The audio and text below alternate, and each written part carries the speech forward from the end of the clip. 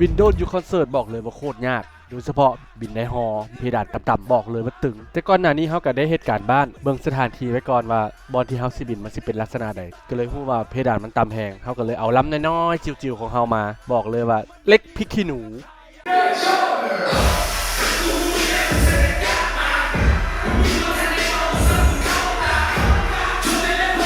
ฮู้ฮู้โคตรมันส่วนตัวก็เป็น FC ของเพิ่นอยู่แล้วขอโยกก่อน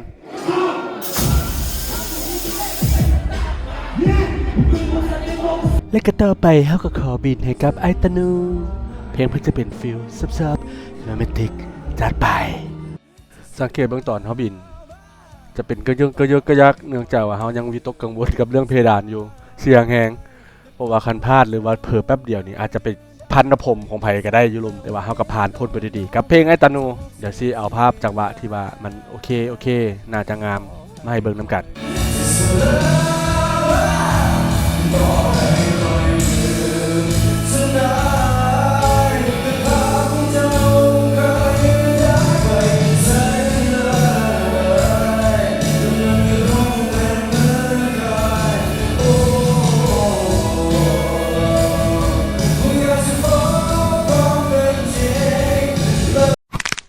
จอดยากหน่อยนึงมันมืดแฮงสถานที่นะบ่เห็น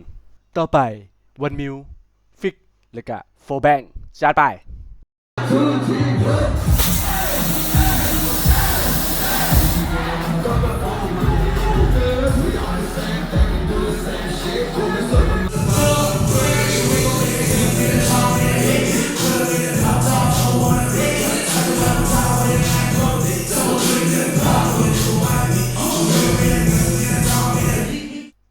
ตื่นเกิดปุยมุยมันถือว่าโชว์ได้โหดอีหลี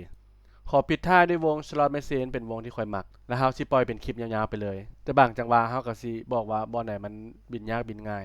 หรือว่าเฮาเจอกับสถานการณ์แบบใด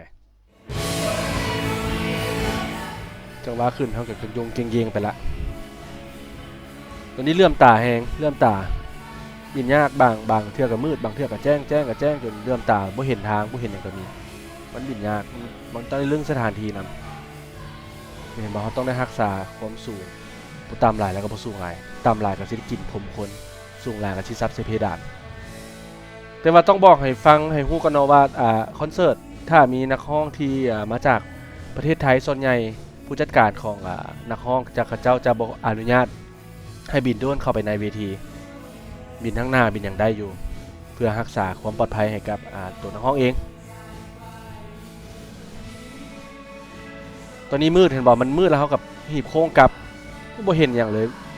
เขาได้มาดึงแสงในวิดีโอนี้ทุกคนเห็นนี่มันถือว่าแจ้งแหละแต่อยู่ในแว่นตาแท้ๆกับบ่ได้แจ้งขนาดนี้มันกับบ่ได้เห็นแจ้งขนาดนี้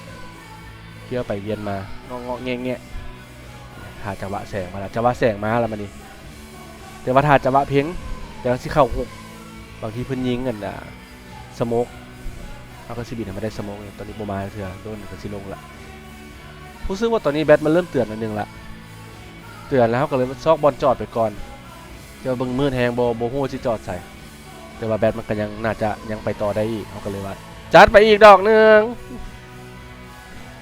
ป๊าบเข้าไปสิปั้นช็อตยากหลายพลาดแล้วย่านตกใส่หัวคนแต่ว่าโดนเขาก็ลำน้อยนะลำทอฝ่ามือเบาๆตอนนี้อยากจอดฉุกเฉินละนี่ที่จอดฉุกเฉินแล้วนี่ซอกแล้วนี่ซอกบนจอดแล้วนี่